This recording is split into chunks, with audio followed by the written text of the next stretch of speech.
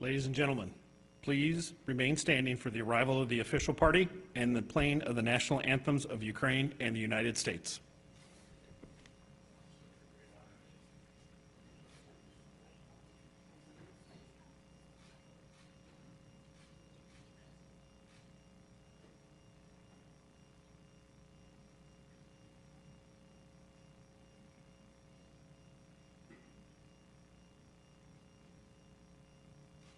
Sound the anthems.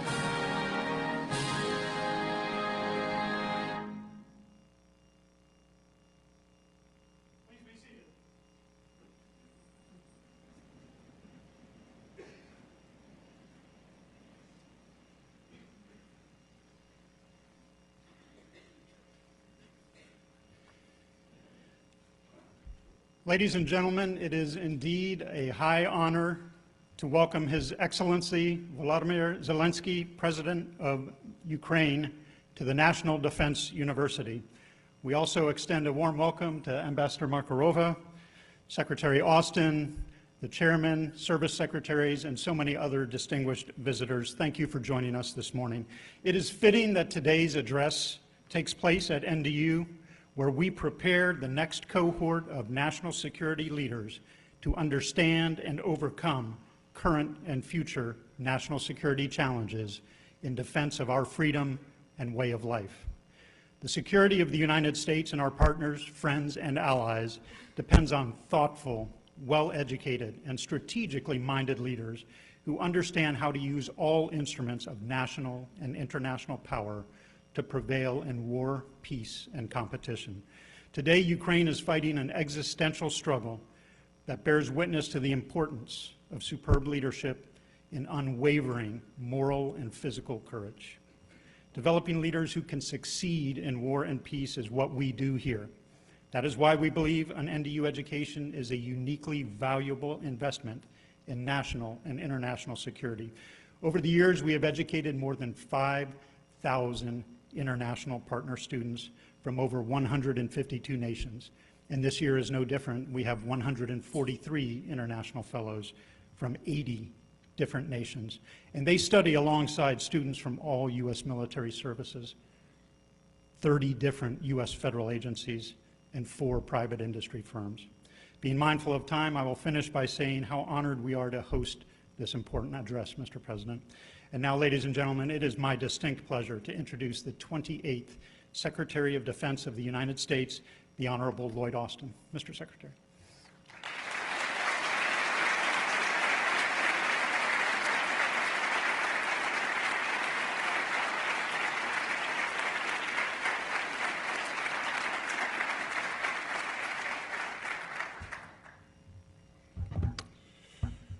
Well, good afternoon, everybody. Thanks for being here. Lieutenant General Plain, thanks for that kind introduction and for all that you do for this outstanding institution of higher learning. And thanks to you and the whole team at the National Defense University for hosting all of us today, and I should add, on pretty short notice. It's great to see General C.Q. Brown and other department leaders here today. And Mr. President, welcome back to Washington.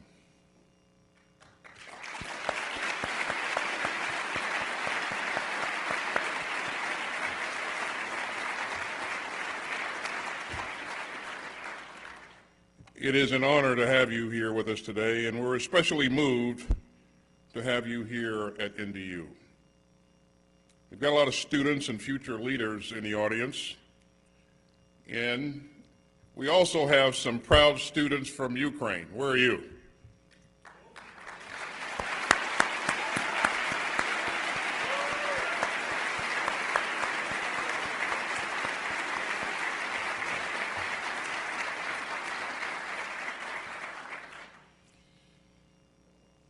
And they're going to all remember this day for a long time. Mr. President, I think you know that NDU's mission is to educate our joint warfighters and other defense leaders in the type of rigorous critical thinking that we need in this time of testing. And I think that the entire NDU faculty will tell you this: so long as free people seek to defend their rights and their sovereignty, students here will study the example of Ukraine.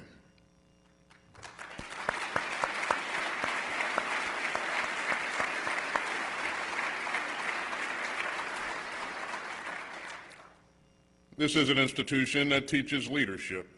And Mr. President, you are living proof that a single person's leadership can help rally and embattle democracy and inspire the free world and change the course of history.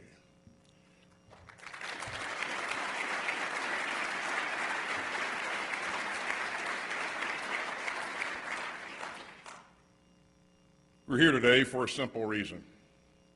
On February 24th, 2022, Russia launched an unprovoked, all-out invasion of Ukraine.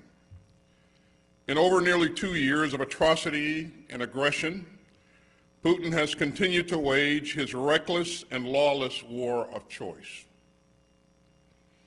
Mr. President, Ukraine's fight for freedom is one of the great causes of our time. And the United States is proud to stand with you. And make no mistake, America's commitment to supporting Ukraine against Russian aggression is unshakable.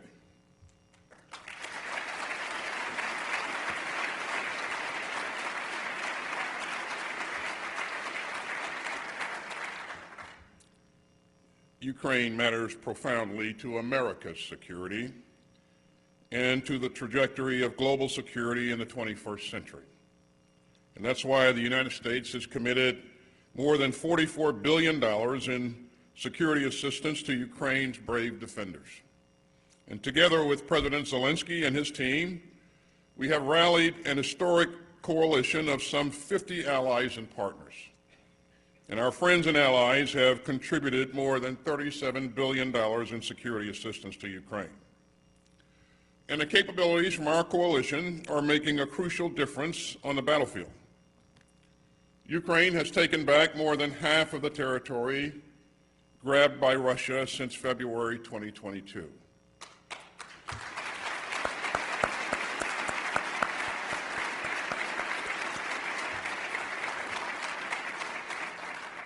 And the Russian military has been badly weakened. You know, Putin tried to demoralize the Ukrainian people. Instead, Putin demoralized the Russian military. So together with our allies and partners, we are determined to help Ukraine consolidate and extend its battlefield gains, and to build a future force that can ward off Russian aggression in the years ahead. Ladies and gentlemen, Dr. King once said that the ultimate measure of a man is not where he stands in moments of comfort and convenience, but where he stands at times of challenge and controversy. We're living in just such a time, and we must all decide on where we stand. So we are determined to help Ukraine fight to defend its territory and its citizens. We are determined to deter Russia from any further aggression, including against our NATO allies. And we are determined to show the world that America will not flinch in our defense of freedom.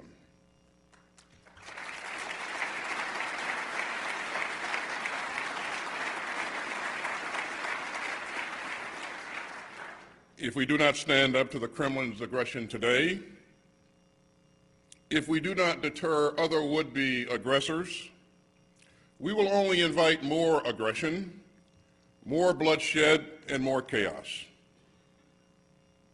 America will be more secure if we stand up to Putin's increasingly aggressive Russia. America will be more secure if we stand up for our bedrock values, and America will be more secure if we make it clear to would-be aggressors worldwide that they do not get to decide which countries live or which countries die. Now, despite his crimes and despite his isolation, Putin still believes that he can outlast Ukraine and that he can outlast America. But he is wrong.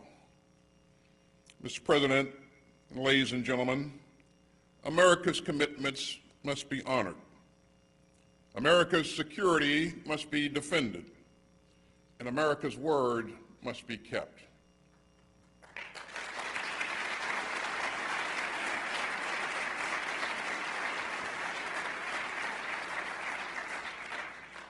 Mr. President, we last saw each other a few weeks ago on my most recent trip to Kyiv. And in your capital city, I saw firsthand the determination of Ukraine's outstanding troops and the resilience of the Ukrainian people. And on this visit to America's capital, I hope that you will meet a similar spirit of fortitude and resolve. So, Mr. President, thank you so much for being here today, and the floor is yours.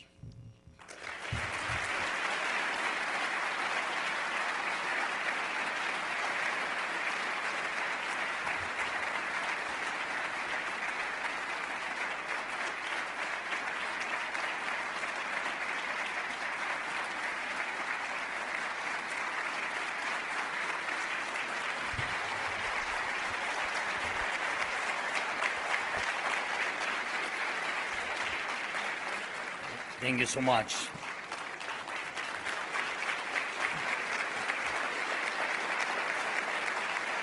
Thank you very much. Thank you very much. Too much for me. No, thank you so much. I'm great honor to be here. General Plain, Mr. President of the National Defense University, thank you for your warm, kind words. Thank you so much. I want to start by saying thanks to Secretary Austin, the huge man, big friend of Ukraine. Thank you very much for your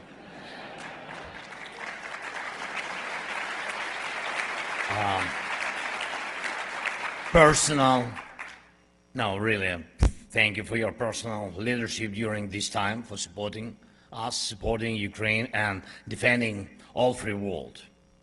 Chairman Brown, thank you for your vision and support, and special thanks to you, Secretary Del Toro and Secretary Wormuth, for all your invaluable support to the Ukrainian Navy and Army. Thank you very much. And it's a real honor for me to be here, to be and speak here at this university, and known for its years of dedication to fine-tuning the defense of freedom. The world not just knows the names of those who've studied and taught here, it really feels the impact of the choices they've made or the guidance they have given as mentors. And if you look at it that way, Ukraine definitely deserves to be here, represented by our brave warriors, our people, and I believe as equals. Ukraine has left its mark on the world. That's something you can feel, as probably felt most strongly now in Moscow. And it's going to keep being felt there even more so until we tackle this enemy of freedom.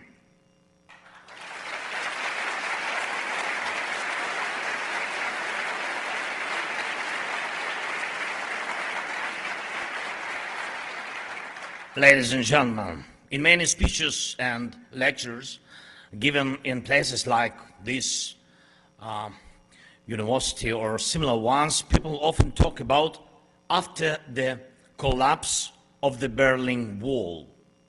As soon as you hear that, you get what they are talking about, the time period, the emotions, the leadership involved.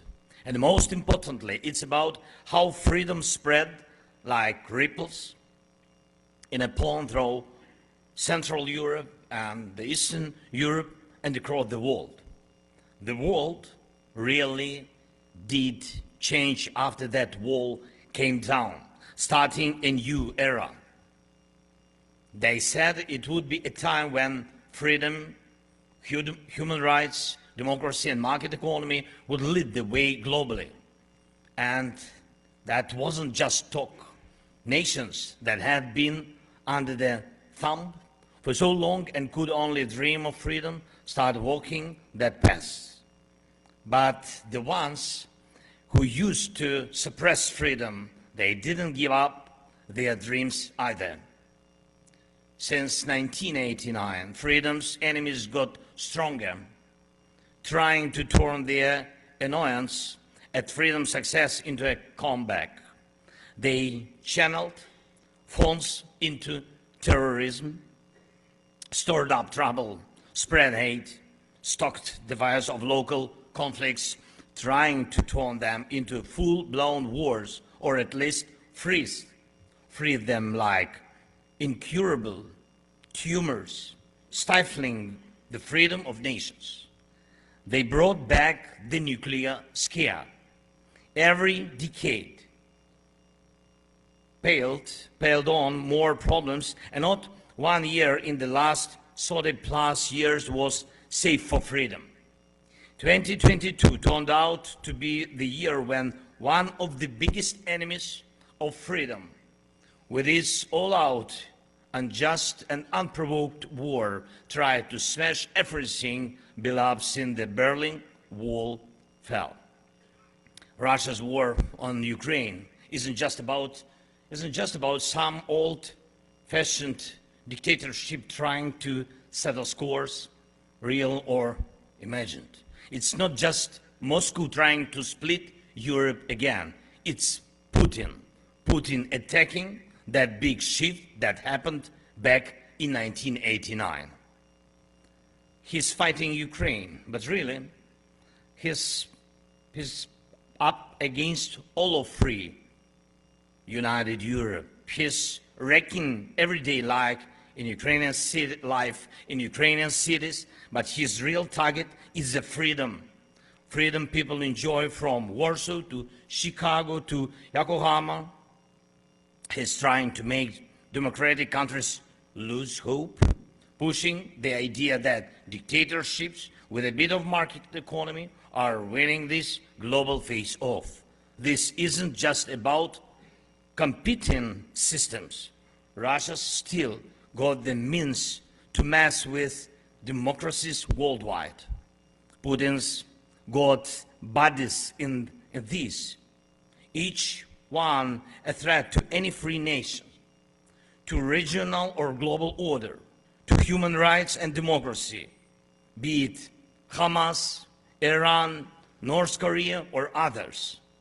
No accidents here. They are all linked by their hate for freedom.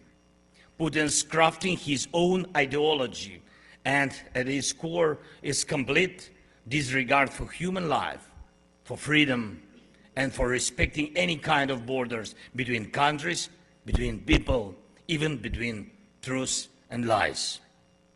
He's spreading this ideology, looking for allies, even here in America. His weapon against you right now is propaganda and disinformation, but if he sees a chance, he'll go further. Now he is shifting Russia's economy and society onto what he calls war tracks. Sadly, he's had time to do this, but the direction of these war tracks is clear. I'm sure you see it. Russia is set on more than just Ukraine's land, resources, or our people. It won't be satisfied with just a part of Ukraine or even all of it. Ukraine is just a stepping stone for Russia, a way to act like that old empire that died in 1989 and to challenge the lead of freedom wherever the Russia Tsar likes. Putin must lose so that everyone else who sees Russia's war on Ukraine as his personal lecture at the so-called University of Aggression gets the message loud and clear: Putin must lose. And now,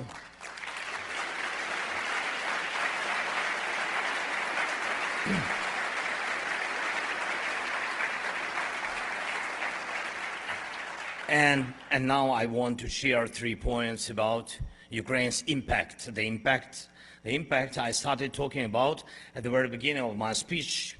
First point, no matter what some tsars might want, anywhere in the free world, you won't hear phrases like after the collapse of Europe or after freedom in Europe has fallen, because you'll never hear after the fall of Ukraine.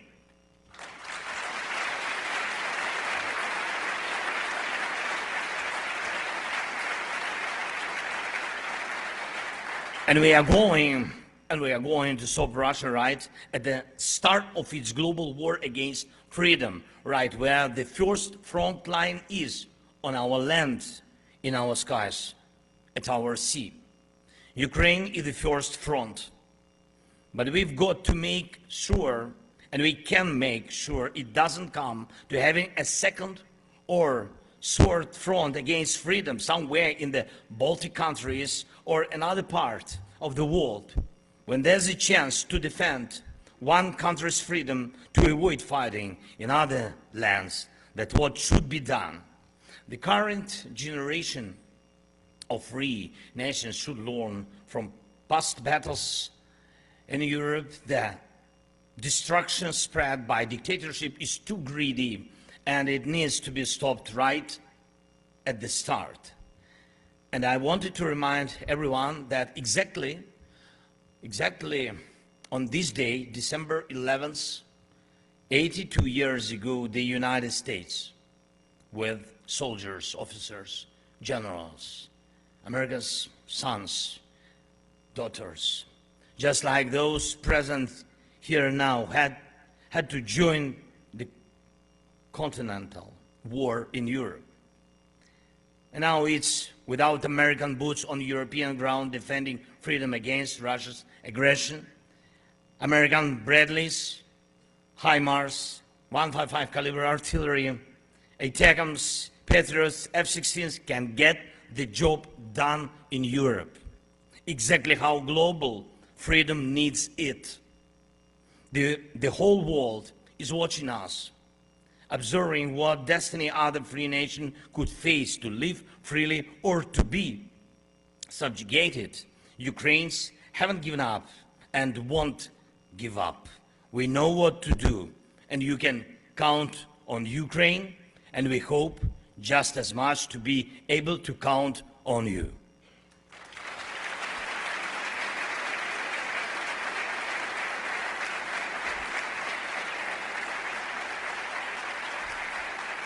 So my second point is this.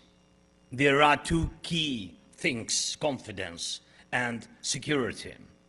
They are crucial for internal stability in countries and for international peace.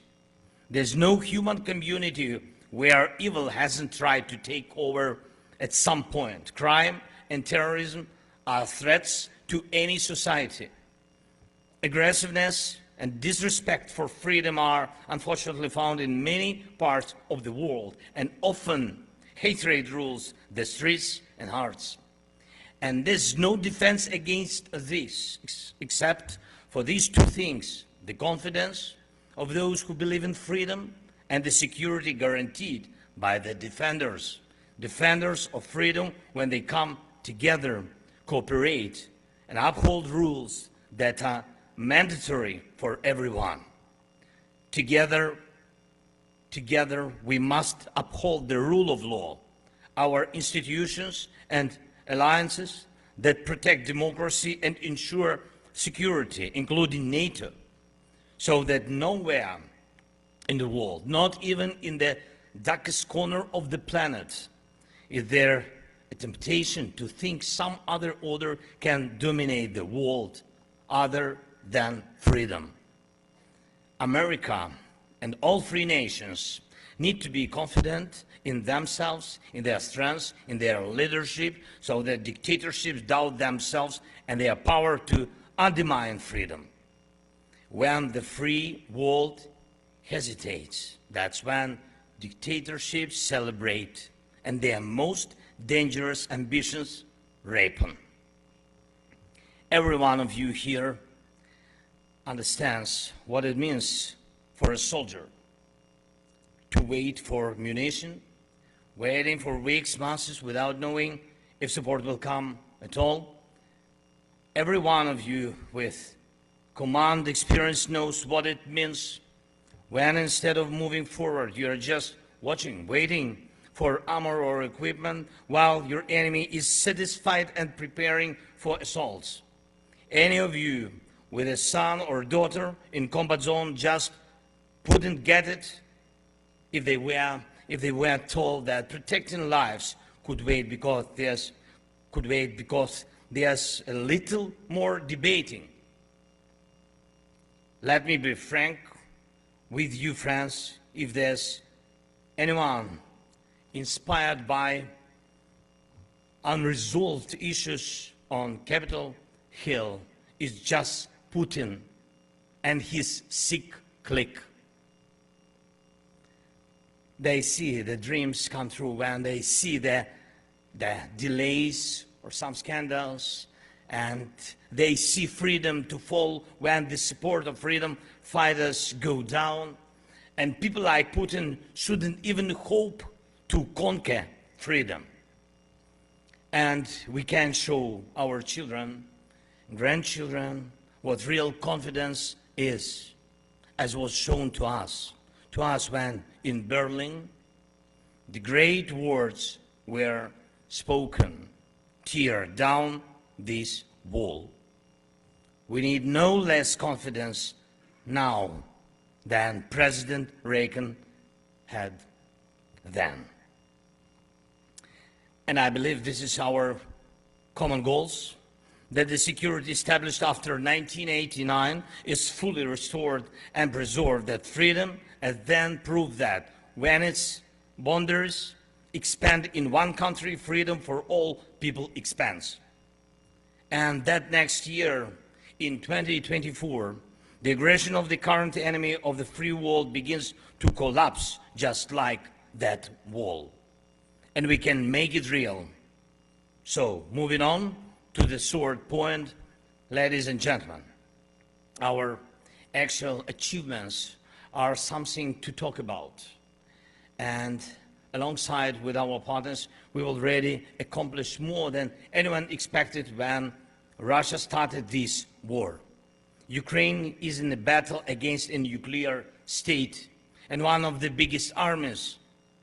But despite everything, we have already regained 50% of territory that Russia captured at the beginning of this war. God bless our warriors.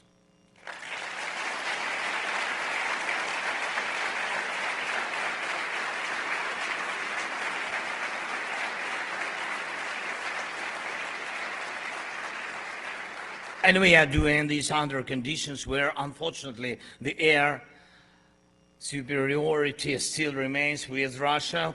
And we are building our air shield, including systems like American Patriot. Thank you very much. Thanks, United States. Thank you very much.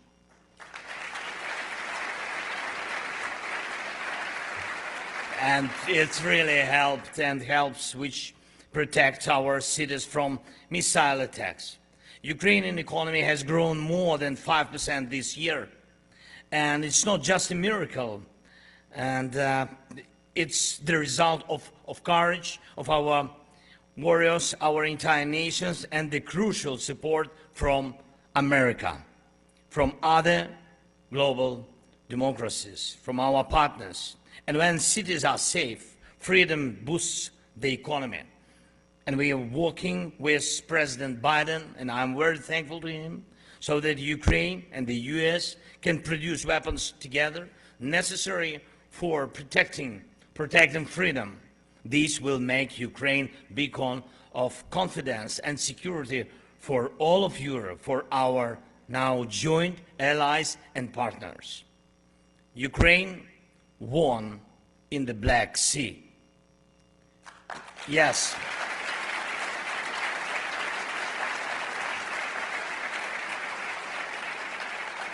And now the Russian Black Sea fleet is partially destroyed or hidden in remote base. Thanks to this, we've resumed our maritime exports, including food exports, protecting dozens of nations in Africa and Asia from hunger and chaos. Next year, Ukraine will clear more shipping lanes. And by now, it is not a secret that Ukraine's response to Russian barbarism can shake the ground in the heart of Moscow. It's a proof of our true strength. Plus, Ukraine is reforming its state's institutions. Even in wartime, we are fixing the system to start negotiations with the EU about joining. We keep our promises. We make more strength. Right now, amid fierce battles, our soldiers are holding positions on the front and preparing for further actions. And we haven't let Russia score any victories this year. Yes.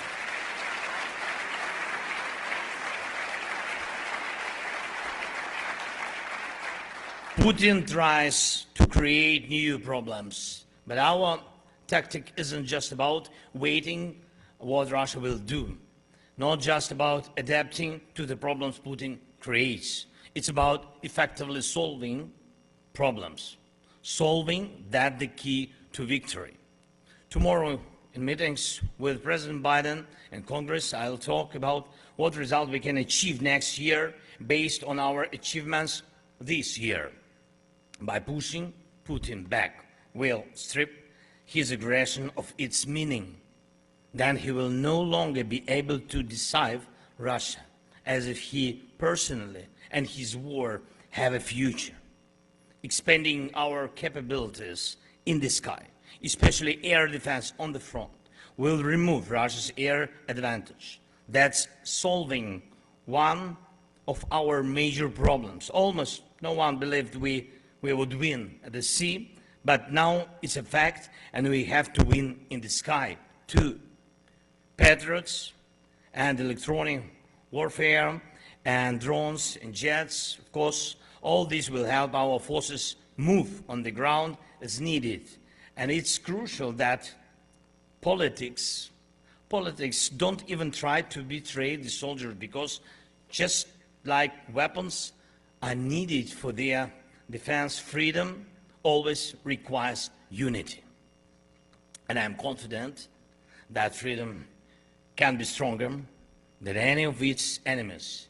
And I believe we can be just as effective in defending freedom now as the free world was in 1989. And I'm as confident today as I was on February 24th, when I told world leaders Ukraine will fight, Ukraine will stand. And I'm confident that freedom must always prevail when challenged.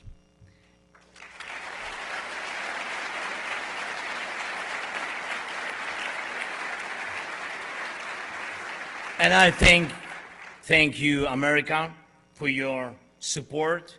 And I believe that one day at this university, not only those who studied Russia can give lectures, but also Ukrainians who defeated Russia.